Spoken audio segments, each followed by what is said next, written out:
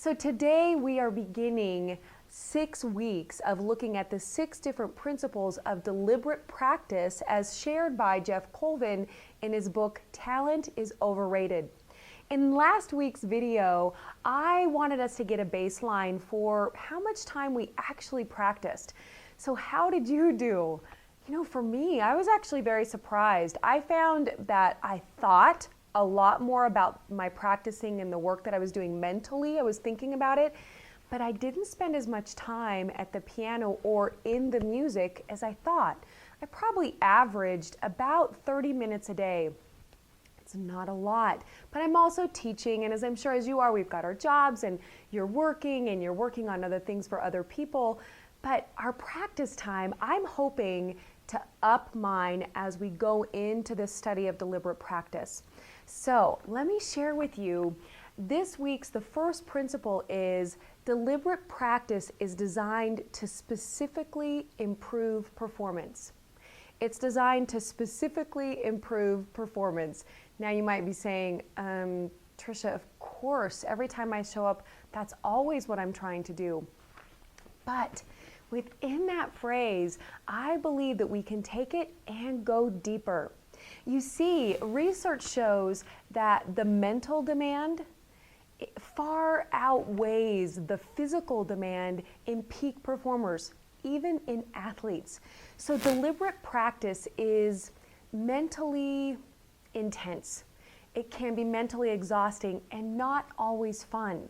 So we have to design our practice time to stretch us beyond our current capability. I don't know about you, but sometimes I'll show up just to remain flexible and to make sure I've still got the high notes and that my vocal range from top to bottom is really consistent. So that's maintaining, but that's not stretching me beyond my current abilities. So I've got 4 steps that I want us to do, and I've got my little notes here to make sure that we stay right on track with this. Now, this week's homework, what I want us to do, because we need to have, for deliberate practice, it needs to be designed specifically to improve performance, we first have to know where we want to go. Where do you want to go? Now, this can be, don't make it so big that it is overwhelming that if you don't meet it, then you just get disappointed and give up. But also don't make it so small that it doesn't give you something to stretch yourself for, okay? So where do you want to go? For me, I've decided I'm going to plan a recital for the fall, and so I'm going to start outlining my music. That'll give me a direct focus. Now, the next thing is, on number 2 of our homework, we have to list all of the areas that we really need to focus on to be able to meet that end result. So we got to make up, just like do a little brain dump, just dump it out on a piece of paper. What are all the things that I need to focus on to really meet that result? If you want the Broadway part, if you want to have the tour, if you want to make the CD, if you want to land the big speaking gig, if you want to have a 5,000 person audience, a 10,000 person audience, if you want to land the Oprah interview, whatever it is, but then brainstorm about what are the pieces that need to be in place for you to get there. But for this week, I'd like you to look through that list and I want you to pick one thing to work on. This for me, as we share these teachings, it's kind of like building a muscle. I really want us to start in a way that we can build the muscle for deliberate practice so we could recognize it, we can refine it, we can fine tune it, okay? So once you've got the thing that you're going to work on. So for me, I'm picking, I really want to dive into resonance, but more specifically, really understanding for me and my voice, the soft palate and the tongue relationship. I've been singing for eons, but I can always go deeper into the work and into the understanding. So that's what I'm going to be working on specifically. Then step number 4. Now this is a big one. We need to design immediate steps to help you in that specific area, okay? So I need to design specific strategies, specific steps, immediate steps that I'm going to take to be able to really dive into that focus of the resonance for me, for the tongue, and for the soft palate, for me. So what could your deliberate, immediate steps be? You may be going, I have no idea. So, okay, don't worry. I want to help you.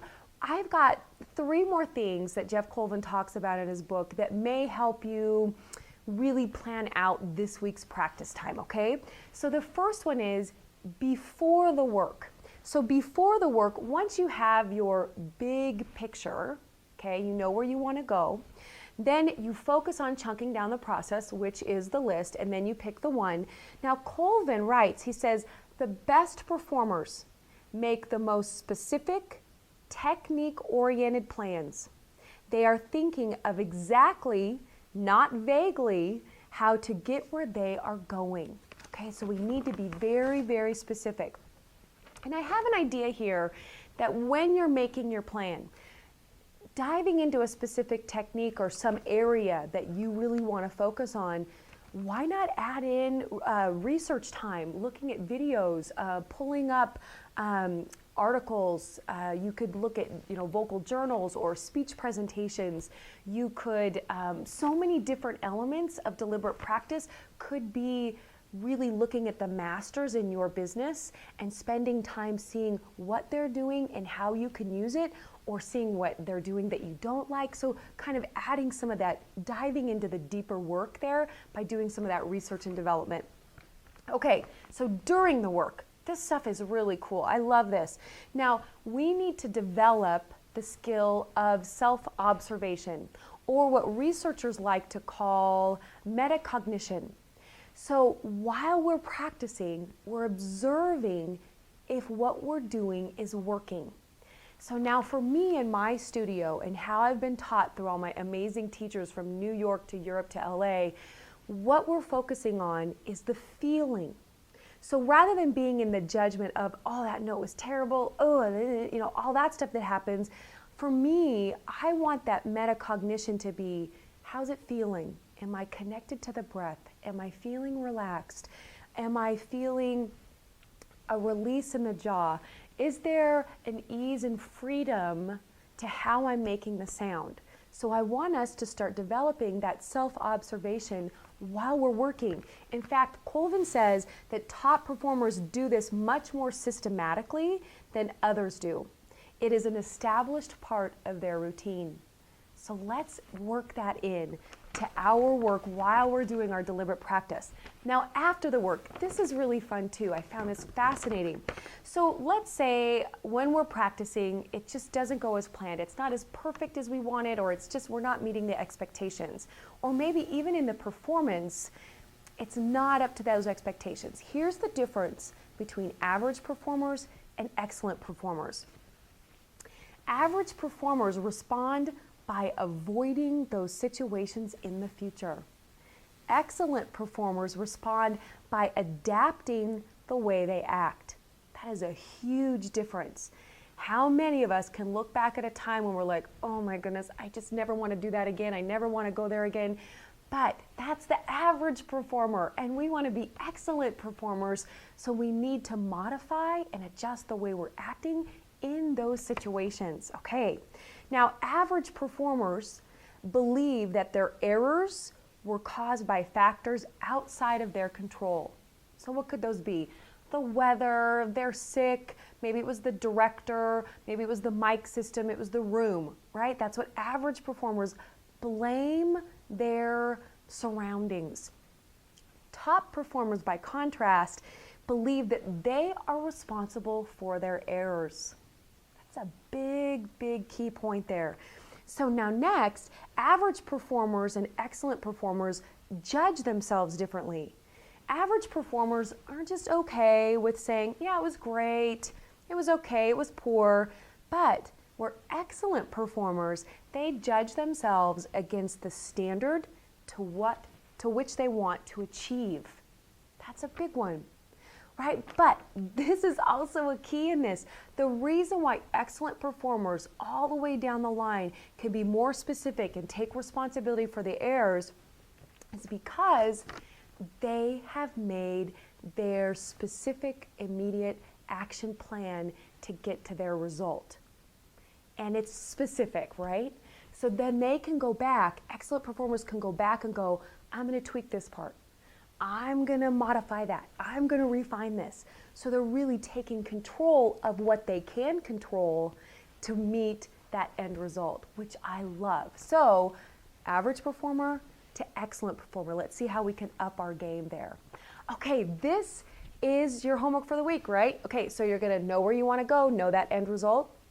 Again, don't make it so big that you want to shut down if you don't reach it, and don't make it so small that it doesn't stretch you.